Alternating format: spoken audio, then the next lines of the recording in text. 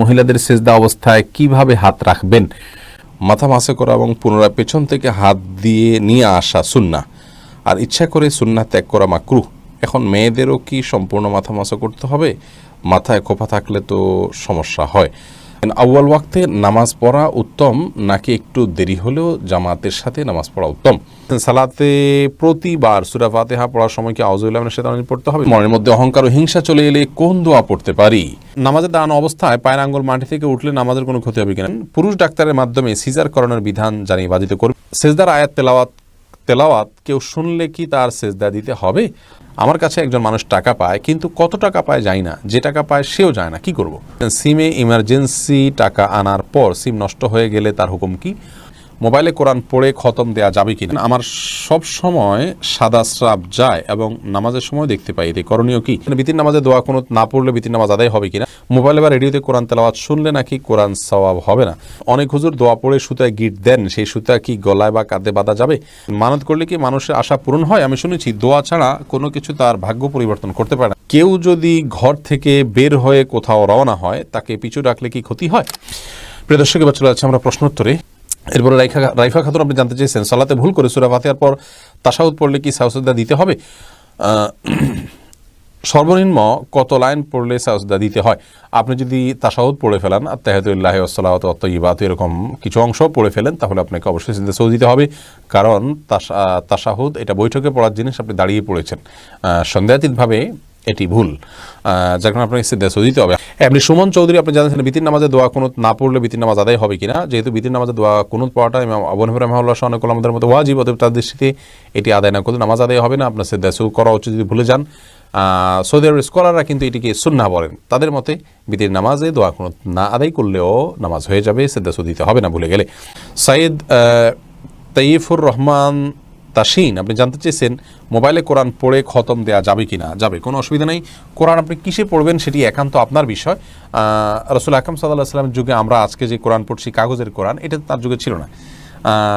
তার যুগে হয়তো পাথরে বা কোনো চাড়াতে বা অন্য কোনো জায়গায় কোরআন লেখা ছিল, সেখান থেকে তিনি পড়তেন। অতএব আমরা আমাদের জায়গা থেকে কোরআন তেলাওয়াত করাটা, আমরা কাগজ থেকে যেমন তেলাওয়াত করতে পারি, কোনো ওয়াল থেকে তেলাওয়াত করতে পারি, কোনো স্ক্রিন থেকে তেলাওয়াত করতে পারি, কোরআন তেলাওয়াত করাটা হলো মুখ্য। কোথা থেকে তেলাওয়াত করছেন এটি কোনো গুরুত্বপূর্ণ বিষয় নয়। মোবাইল থেকে কোরআন তেলাওয়াত করে খতম দিলেও আপনি সওয়াব পাবেন ইনশাআল্লাহ। মেহেদি হোসেন পাটোয়ারি জানতে চেয়েছেন, মানত করলে কি মানুষের আশা পূরণ হয়? আমি শুনেছি দোয়া ছাড়া কোনো কিছু তার ভাগ্য পরিবর্তন করতে পারে না। মানত করলে যে তার আশা পূরণ হয় এমনটা নয়। মানুষ মানত করতেই পারে, নবী সাল্লাল্লাহু আলাইহি ওয়াসাল্লাম নিরুৎসাহিত করেছেন মানতের বিষয়ে, তবে তিনি বলেছেন যে মানত এটা ইন্নামা ইস্তাখরাজু মিনাল বাখিল, কৃপণ ব্যক্তি যে আসলে দান করতে চায় না, মানতের মাধ্যমে তার দানটা করা হয়, এর বেশি আর মানে এতে কোনো লাভ নেই। মানতের মাধ্যমে যে কাঙ্ক্ষিত বিষয় হাসিল হয় তা মোটেও সেরকম কিন্তু নয়। এজন্য কোনো বিষয় আপনি মানত করতে চাইলে, ধরুন আপনার ছেলে পরীক্ষা দিচ্ছে বা আপনার কোনো একটা কাজ সিদ্ধ হওয়ার ব্যাপার আছে, আপনি মানত করবেন, তাহলে সেক্ষেত্রে আপনার উচিত হলো আগে ভাগে দান করা এবং আল্লাহর কাছে দোয়া করা যে আল্লাহ দান করলাম, দান করলে মানুষের বিপদ দূর হয় এবং মানুষের নেক উদ্দেশ্য পূরণ হতে পারে, ভালো ইবাদত করলাম। অতএব সেই জায়গা থেকে আপনি আশা করবেন, আল্লাহর কাছে দোয়া করবেন, কিন্তু আপনি শর্ত দিবেন না আল্লাহ আমার এই কাজটা হলো তারপর আমি এটা করব, এমনটি সুন্দর কোনো বিষয় নয়। রাসূল আকরাম সাল্লাল্লাহু আলাইহি ওয়াসাল্লাম নিরুৎসাহিত করেছেন মানতের ব্যাপারে, কিন্তু কেউ করতে চাইলে সেটা হারাম হবে না, করতে পারবেন। এরপরে শেখ আকলিমা জলি আপনি জানতে চেয়েছেন, মৃত ব্যক্তির ছবি দেখলে তার কি আযাব হবে? না, মৃত ব্যক্তির ছবি আপনি দেখছেন, তার আযাব হবে কেন? আপনি দেখছেন, যদি আপনার মৃত ব্যক্তি আপনার গায়রে মাহরাম কেউ হন, যার সাথে পর্দা করা উচিত, তাহলে সেক্ষেত্রে আপনি দেখে গুনাহগার হচ্ছেন। মৃত ব্যক্তি যদি সে সুযোগ করে দিয়ে যান, তাহলে তিনিও গুনাহগার হবেন।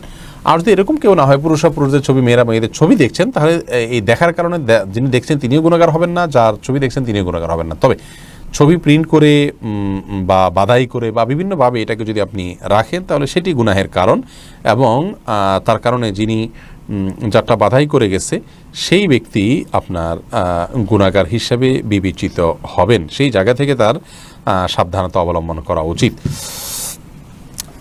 এবং জীবদ্দশাতে এটা খেয়াল করে যাওয়া উচিত যে আমার কোনো ছবি ইত্যাদি যেন না থাকে। যদি থাকে তাহলে সেক্ষেত্রে ছবি অঙ্কন করা বা ছবি বাধাই করা বা ছবি প্রিন্ট করার যে গুনাহ, সেটি মৃত ব্যক্তির হবে, কেউ দেখুক বা না দেখুক। হ্যাঁ, এভিডেন্স হিসাবে যে সমস্ত ছবি তোলা হয় সেগুলোর কথা ভিন্ন এবং এক্সেপশন। এরপরে হাসিনা ইসলাম জানতে চেয়েছেন, আমার সব সময় সাদা স্রাব যায় এবং নামাজের সময় দেখতে পাই, এতে করণীয় কি? বোন, যদি নিয়মিত সাদা স্রাব যায় এবং আপনি নামাজের সময় দেখেন তাহলে তো আপনি মাজুর। নিয়মিত যেতে থাকলে এটাকে বলা হয় মাজুর। মাজুর ব্যক্তির বিধান হলো তিনি প্রত্যেক ওয়াক্ত নামাজের জন্য আলাদা উজু করে নেবেন এবং এরপরে তিনি নামাজ পড়বেন। এরপর যদি বেরো হয় তাতে কোনো অসুবিধা নেই, এক ওয়াক্ত পর্যন্ত তার উজু ভ্যালিড থাকবে, যদি তিনি সব কিছু করতে পারবেন। আবার নতুন ওয়াক্ত শুরু হবে, তাকে নতুন করে উজু করতে হবে। এ হলো আপনার জন্য মাসআলা। এবং প্রতি বার আপনাকে বারবার করে উজু করার জন্য কসরত করার বা কষ্ট করার কোনো প্রয়োজন নেই। এরপরে সাজ্জাদ হোসেন জানতে চেয়েছেন, দোয়া চেয়ে মসজিদে টাকা দান করা জায়েজ কি না? এই প্রথাটা ভালো না, যে মসজিদে আমি এটা চিরকুট লিখে দিলাম যে আমার মায়ের জন্য, বাবার জন্য বা আমার জন্য দোয়া করবেন আপনারা, আমি মসজিদে এত টাকা দান করলাম। এটি করা উচিত নয়। আপনি দান করেছেন কি জন্য? আল্লাহ তাআলার সন্তুষ্টি অর্জনের জন্য। অতএব দানের সওয়াব বা বিনিময়টা আল্লাহর কাছে আশা করবেন। মসজিদের ইমাম সাহেব বা খতিব সাহেব বা মজন সাহেবকে বলেন আপনার একটা দোয়া করেন, আমি টাকা দিলাম, তাহলে কেমন যেন টাকা দিয়ে আপনি দোয়াটা বিনিময় হিসেবে নিলেন, এটা করা উচিত নয়। আপনি টাকা দান করবেন সওয়াবের উদ্দেশ্যে, তাতে আল্লাহ তাআলা আপনার নেক উদ্দেশ্য পূরণ করবেন ইনশাআল্লাহ। আর দোয়া আপনি আলাদাভাবে ভিন্নভাবে অন্য কোনো সময় দোয়া চাইবেন বা দোয়া করবেন, সেটা ভিন্ন বিষয়। কিন্তু দোয়ার সাথে দানটাকে আপনার শর্তযুক্ত করা বা এটাকে একটার সাথে এটাকে সম্পৃক্ত করা, যেটা আমাদের ট্র্যাডিশন হয়ে গেছে, এটি করা উচিত নয়, এটি ভুল প্রথা।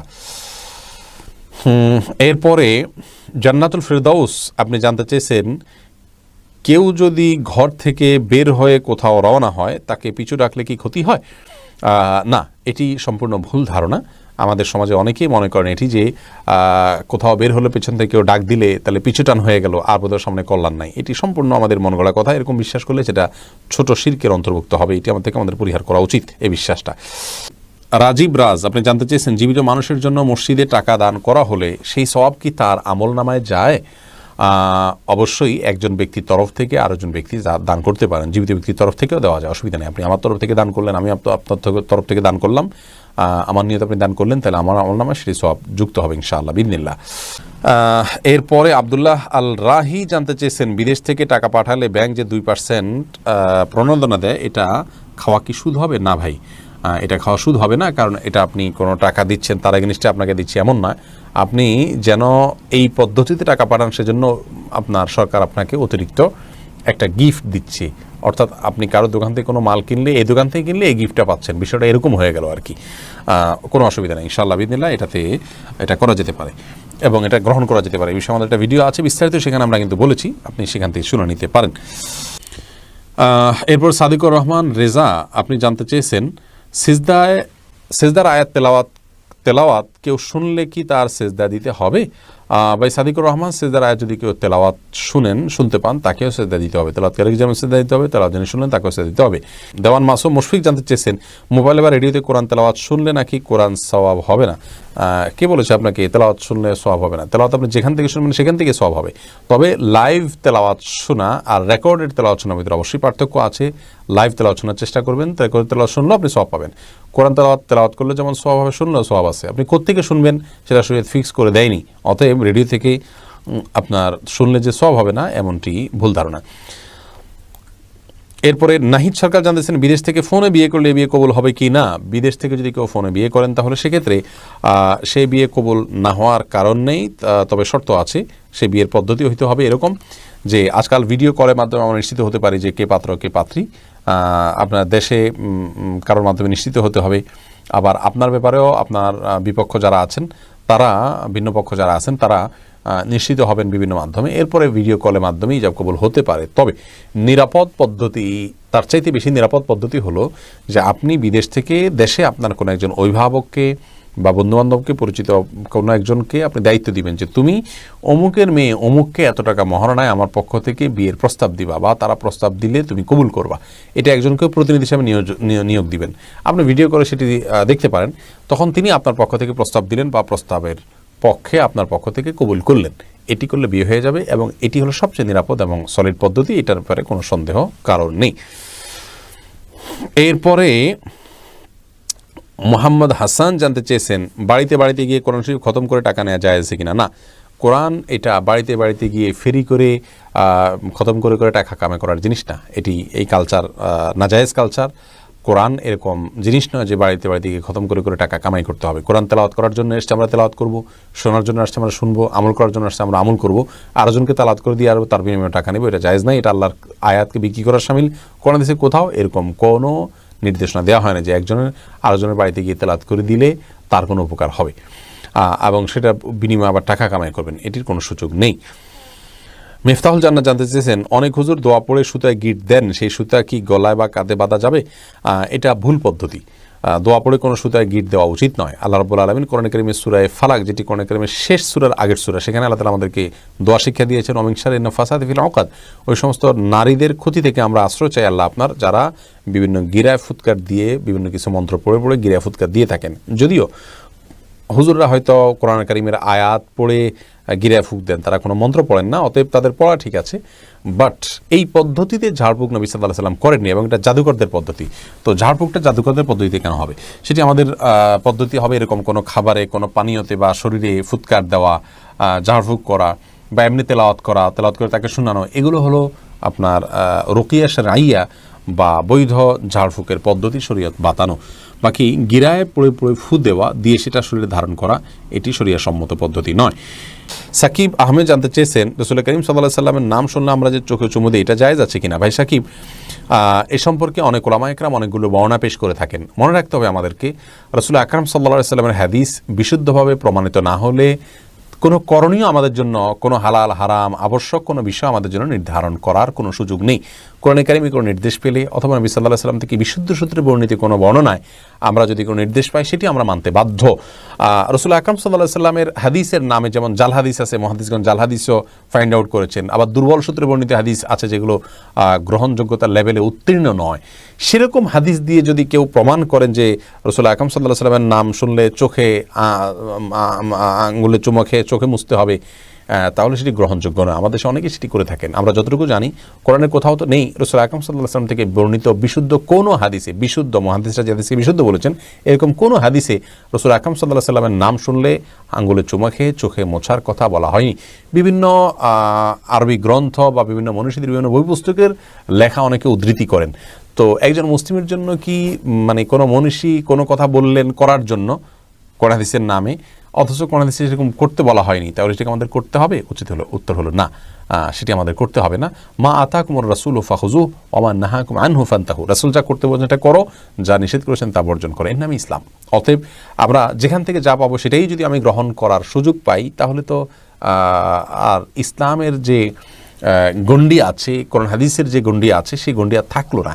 বিধায় এই জায়গাতে আমাদের একটু সংশোধনী আনা উচিত এবং আমাদের দৃষ্টিটাকে একটু হলেও কোরআন হাদিসের প্রতি নিবদ্ধ করা উচিত।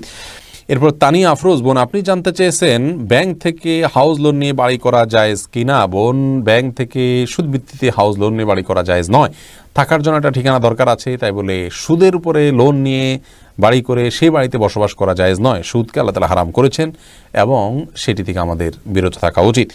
ফয়েজ হাবিব জানতে চেয়েছেন, পুরুষ ডাক্তারের মাধ্যমে সিজার করানোর বিধান জানিয়ে বাধিত করবেন। যদি নারী ডাক্তার না থাকেন, আপনার বিপরীত কোনো কিছু না থাকে, তাহলে বিকল্প না থাকলে যান বাঁচানোর জন্য অবশ্যই জায়েজ আছে, কিন্তু বিকল্প থাকলে সেটি গ্রহণ করা উচিত। আমাদের দেশে এবং পৃথিবীর অনেক মুসলিম দেশে, অমুসলিম দেশে তো আসি, অনেক মুসলিম দেশেই আজকাল গাইনি ডাক্তার হিসেবে পুরুষরা ডাক্তারি করছেন। এটি খুবই আপত্তিকর, খুবই অগ্রহণযোগ্য এবং এটি কোনো অবস্থাতে আমাদের করা উচিত নয়। আমাদের এই কালচার থেকে বের হয়ে আসা উচিত। আল্লাহ তাআলা আমাদেরকে হেফাজত করুন এবং আমরা যেন সুস্থ কালচারের দিকে ফিরে যেতে পারি। আপনার আমার মা বোনের ব্যক্তিত্বের সাথে এটি যায় না যে একজন পুরুষ ডাক্তার তার সিজার করবেন বা তার গর্ভ খালাসের ক্ষেত্রে ডাক্তার হিসেবে ভূমিকা রাখবেন। এরপরে সাইফুল ইসলাম জানাচ্ছেন, নামাজের দাঁড়ানো অবস্থায় পায়ের আঙ্গুল মাটি থেকে উঠলে নামাজের কোনো ক্ষতি হবে কিনা? সামান্য সময় উঠলে কোনো অসুবিধা নেই, উঠলো আবার নামায় ফেললেন, কিন্তু পুরো সিজদা জুড়ে যদি একবারও মাটি টাচ না করে তাহলে নামাজ হবে না। কারণ নবী সাল্লাল্লাহু আলাইহি ওয়াসাল্লাম বলেছেন, উমিরতু আন আসজুদা আলা সাবআতি আযম। হাদিসে আসছে যে তিনি বলেছেন, আমাকে 7টি অঙ্গের উপরে সিজদা করতে নির্দেশ করা হয়েছে, তার ভিতরে পায়ের আঙ্গুল, এগুলোকে মাটিতে রাখতে হবে, এর উপরে ভর করে সিজদা করতে হবে। উঠে গেল আবার সাথে সাথে নামায় ফেললেন, সেটি ভিন্ন কথা, কিন্তু মানে পুরো সিজদা যদি উঠে থাকে তাহলে নামাজ হবে না। মিফতাহুল জান্নাত আপনি জানতেছেন, ঋণ রেখে দান করলে কি দানের সওয়াব পাওয়া যাবে? ঋণ যদি আপনার সিস্টেমিক্যাল ঋণ হয়, যেটা প্রক্রিয়ার আধীন আছে, আপনি পরিশোধ করছেন মাসে মাসে বা করবেন, ব্যবস্থা আছে, এর মধ্যে দান করতে অসুবিধা নেই।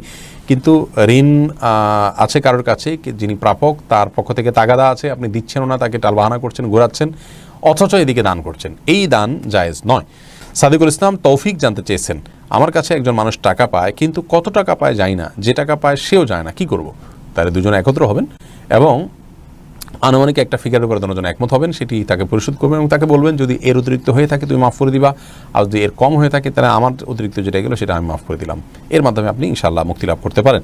এক ক্ষণিকের জীবনে এর দিকে জানতেছেন, সিমে ইমার্জেন্সি টাকা আনার পর সিম নষ্ট হয়ে গেলে তার হুকুম কি? আপনি ইমার্জেন্সি ব্যালেন্স নিয়েছেন, পরিশোধ করতে পারেনি, কোম্পানিকে যে কোনোভাবে আপনি ব্যালেন্স মানে তার কাছে টাকা নিলেন কথার কথা, কিন্তু সেটা ইউজ করলেন না, এর মাধ্যমে বা যে কোনোভাবে কোম্পানির ওখানে টাকাটা আপনি প্রবেশ করে দিলে ইনশাআল্লাহ আপনি দায়মুক্ত হবেন। ফাতেমা তোমা আপনি জানতে চেয়েছেন, আমার উপার্জন আর যদি কোনোভাবে সেখানে ঢোকানোর কোনো সুযোগ না থাকে তাহলে ওই পরিমাণ টাকা আপনি নিজের দানের সওয়াব না করে কোম্পানির পক্ষ থেকে দানের সওয়াব আদায় করে নিয়ত করে দিয়ে দিবেন। ফাতেমা তোমা জানতে চেয়েছেন, আমার উপার্জন আছে বলে আমার স্বামী আমার কোনো দায়িত্ব বা হক আদায় করেন না, কিন্তু আমার থেকে বাসা ভাড়া সহ অন্যান্য খরচ নেন, আমি আমার যাবতীয় খরচ চালাই, আমি এখন খরচ না দিলে কি গুনাহগার হব? বোন ফাতেমা, আপনি খরচ দিতে বাধ্য নন, আপনার স্বামী আপনার খরচ দিতে বাধ্য। তবে সেই সাথে আপনার স্বামী যদি আপনাকে বাইরে কাজের পারমিশন না দেন, সে অধিকারও কিন্তু তার আছে। আপনি যদি তার কাছ থেকে অধিকার আদায় করে নিতে পারেন সেটা আপনার ব্যাপার, কিন্তু আপনি আপনার নিজের খরচ বহন করতে বাধ্য নন। সাদিকুর রহমান রেজা জানাচ্ছেন, তেলাওয়াতে সিজদার সময় কি সালাতে যে তাসবিহ পড়ি তাই বলতে হবে নাকি অন্য কোনো দোয়া? অন্য কোনো দোয়া নাই, ওইটাই পড়বেন। স্বপ্নিল জামিল জানতে চেয়েছেন, সালাতে প্রতিবার সূরা ফাতিহা পড়ার সময় কি আউযুবিল্লাহি মিনাশ শাইতানির রাজিম পড়তে হবে? সূরা ফাতিহার শুরুতে আউযুবিল্লাহ এবং বিসমিল্লাহ পড়া সুন্নাত, তবে অন্য সূরার শুরুতে বিসমিল্লাহ না বলে শুধু আউযুবিল্লাহ পড়াটা হলো সুন্নাত। এরপরে মীর হোসেন জানতেছেন, ইসলামে নামাজ কাজা নামাজের বৈধতা আছে কি না? থাকলে কাজা নামাজের নিয়ত কিভাবে হবে? বিশেষ কোনো নিয়ত নাই ভাই, আপনি নামাজ কাজা হয়েছে সেটি আদায় করছেন, বাস এটুকুই যথেষ্ট। কোন ওয়াক্ত আদায় করছেন, কোন ওয়াক্তের কাজ আদায় করছেন, শুধুমাত্র সেটি আপনার মাথায় থাকলে চলবে ইনশাআল্লাহ। এবং যেগুলো ছুটে যায় সেগুলো আদায় করতে হবে। বাবু কাজাইল ফাওয়ায়েদ নামে সমস্ত উলামায়ে কেরামি কম বেশ তাদের ফিকহের কিতাবগুলোতে বাব রচনা, অধ্যায় রচনা করেছেন, অর্থাৎ ছুটে যাওয়া নামাজ কীভাবে পড়বেন তার পদ্ধতি, অতএব এটির বিধান আছে। এর পাশাপাশি এমডি আলমগীর হোসেন জানতে চেয়েছেন, আউয়াল ওয়াক্তে নামাজ পড়া উত্তম নাকি একটু দেরি হলেও জামাতের সাথে নামাজ পড়া উত্তম? আউয়াল ওয়াক্তে নামাজ পড়া এটা সবের কাজ। বিভিন্ন হাদিসে আসছেন, নবী সাল্লাল্লাহু আলাইহি ওয়াসাল্লাম বলেছেন, আফদালুল আমাল সম্পর্কে, সর্বোত্তম আমল সম্পর্কে তিনি বলেছেন, as-salatu li awwali ওয়াক্তিহা, যে কোনো ওয়াক্তের সালাত আউয়াল ওয়াক্তে পড়া এটা হলো সবচেয়ে উত্তম আমলের মধ্য থেকে অন্যতম। সেজন্য আউয়াল ওয়াক্তে সালাত পড়ার ব্যাপারে আমাদের আন্তরিকতা থাকা উচিত, আমাদের আগ্রহ থাকা উচিত, আমাদের প্রচেষ্টা থাকা উচিত। কিন্তু মনে রাখা উচিত যে জামাতে সালাত আদায় এটা আউয়াল ওয়াক্তে সালাতের চেয়ে অনেক বেশি গুরুত্বপূর্ণ। অতএব আমরা যদি কেউ মনে করি যে না আউয়াল ওয়াক্তে আমরা সালাত আদায় করতে গিয়ে যদি জামাত তরক করব, তাহলে সেটি ভুল হবে। কারণ আসলে জামাতের গুরুত্ব তত বেশি নাই যত বেশি রয়েছে আউয়াল ওয়াক্তে সালাতের গুরুত্ব তত বেশি শরীয়তে নাই যত বেশি রয়েছে জামাতের সালাতের গুরুত্ব। এই জন্য যদি আমাদের দুইটার যে কোনো একটা রাখতে হয়, হ্যাঁ আউয়াল ওয়াক্ত নইলে জামাতের সালাত, তাহলে আমরা জামাতের সালাতকে প্রায়োরিটি দিব আউয়াল ওয়াক্তের উপরে, কারণ জামাতের সালাতের গুরুত্ব আউয়াল ওয়াক্তের চাইতে বহু গুণ বেশি। এরপরে প্রশ্ন করেছেন ইবতেসাম ইবনে এনান, আপনি জানতে চেয়েছেন, ইকামতের সময় আশহাদু আন্না মুহাম্মাদুর রাসূলুল্লাহ বলার পর সবাই নামাজের জন্য দাঁড়ায়, তাদের বিশ্বাস এটা বললে নবীজি হাজির হন, এ ব্যাপারে জানাবেন। এরও বিশ্বাস করে তাদের পিছনে নামাজ আদায় করা যাবে কিনা?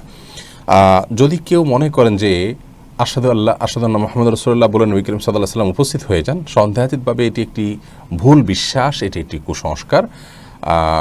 এ ধরনের বিশ্বাস পোষণ করা থেকে আমাদের সরে আসা উচিত। নবী সাল্লাল্লাহু আলাইহি ওয়াসাল্লাম সব জায়গায় উপস্থিত হয়ে যান এবং আশহাদু আন্না মুহাম্মাদুর রাসূলুল্লাহ বললে তিনি উপস্থিত হয়ে যান, এরকম কোনো কথা কোরআন হাদিসে কোথাও বলা হয়নি। আল্লাহ রাব্বুল আলামিন তার নবীকে ওফাত দিয়েছেন, মওত দিয়েছেন, তিনি দুনিয়া থেকে চলে গেছেন। যদিও মৃত্যুর পর আল্লাহ রাব্বুল আলামিন তাকে বিশেষ হায়াত দিয়েছেন, যেটা অন্যান্য নবীদেরকে দিয়েছেন, ব্যাপারে বর্ণনা রয়েছে। কিন্তু এর মানে এই নয় যে আমরা নবী করিম সাল্লাল্লাহু আলাইহি সাল্লামকে প্রত্যেক সালাতেই আপনার প্রত্যেক ইকামতের সময় আশহাদু আন্না মুহাম্মাদুর রাসূলুল্লাহ বলার সময় হাজির পেয়ে যাই এবং তিনি পৃথিবীর সব জায়গায় প্রদক্ষিণ করেন, এরকম কোনো কথা নেই। এটি সম্পূর্ণ ভ্রান্ত বিশ্বাস, এই বিশ্বাসটা সংশোধন করা উচিত। মোহাম্মদ ওসমান আপনি জানতে চেয়েছেন, কোনো মানুষ অসুস্থ হলে কিংবা মারা গেলে সেই ব্যক্তির জন্য ফেসবুকে দোয়া চাওয়া হয়, বেশিরভাগ মানুষ পোস্টের কমেন্টে দোয়া করেন, এভাবে কমেন্ট করে দোয়া করা ইসলামী দৃষ্টিকোণ থেকে কতটুকু গ্রহণযোগ্য? কোনো ব্যক্তি অসুস্থ হলে কিংবা মারা গেলে বা বিপদে পড়লে তার জন্য অন্যান্য মুসলিমরা দোয়া করা তাদের উচিত এবং কর্তব্য।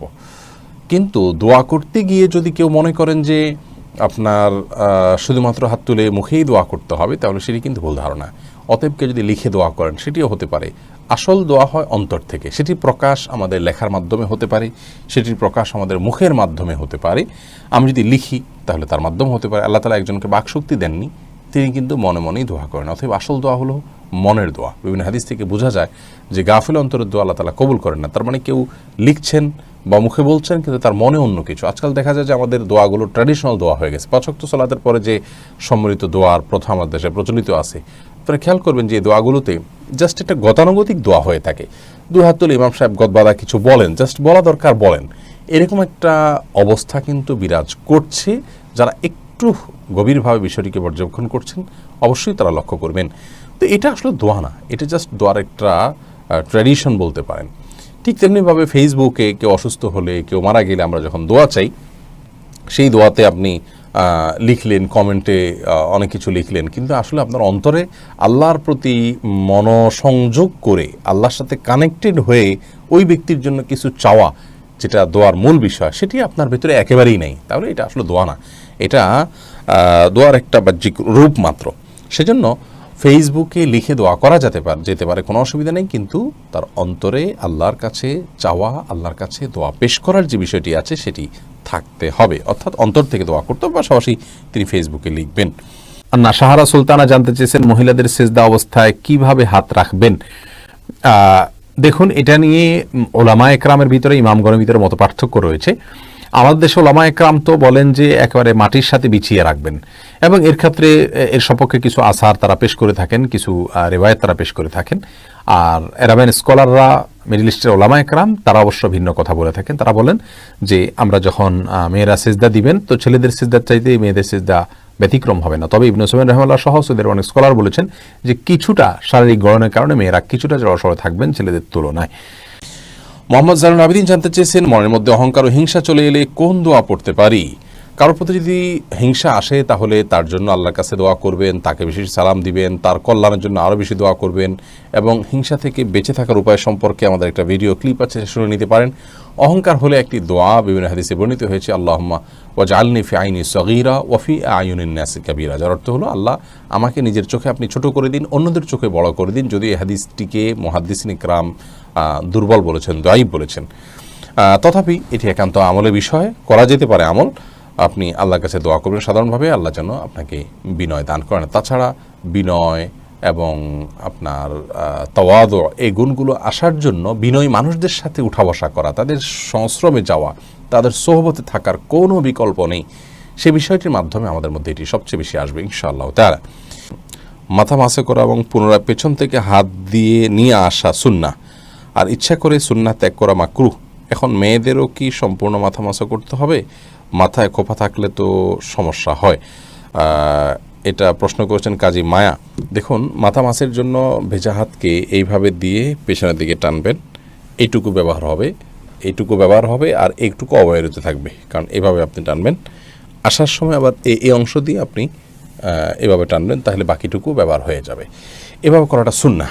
অতএব এটি নারী পুরুষ সকলের জন্যই প্রযোজ্য, যে সবাই এভাবে প্রথমে পেছনের দিকে নিয়ে এরপর সামনের দিকে টেনে আপনি মাসাহ করবেন। এরপরে সাজেদুল হক রিয়া জানতে চেয়েছেন তাকবীরে তাহরিমা বাঁধার পর নামাজে মনের মধ্যে শুধু বাজে চিন্তা আসে, সেক্ষেত্রে করণীয় কি? দেখুন, তাকবীরে তাহরিমা বাঁধার পর শয়তান তার ডিউটি শুরু করে দেয়, এজন্য আপনার মনের ভিতরে বাজে চিন্তা আসে। অন্য সময় তো বাজে চিন্তা এত বেশি আসে না, এই সময় যত বেশি আসে এটি প্রমাণ বহন করে যে আপনি আল্লাহর নৈকট্য অর্জন করতে যাচ্ছেন, এবং আল্লাহর নৈকট্য অর্জন করার কারণে